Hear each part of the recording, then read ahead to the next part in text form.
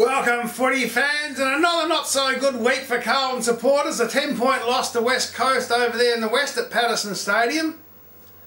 Not good at all, because it's 4 points that we've missed out on, and we're getting to that point where we've lost the top 4 chance. We're now going to have to fight our way to get into a final 8 finish, and we'll still do it. The naysayers, they may still have the knives out for the coach. Forget about it. We're still better than most teams. We just lost by 10 points to West Coast Eagles, who are sitting at the top of the table now. 69 points to 79 points. We were in front at three-quarter time. We lost the lead in the last quarter. A few 50-metre penalties may have gone against us. Jubb was restricted to 12 possessions. Scott Selwood, who was on him, got 33 possessions.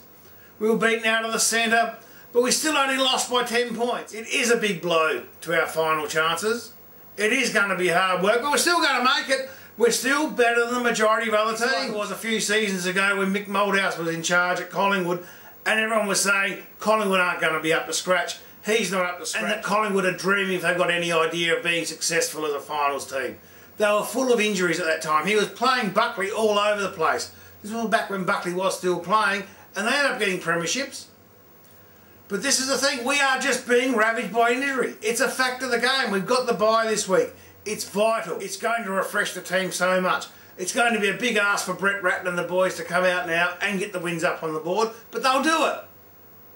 Don't be misinterpreting what's going on in the game.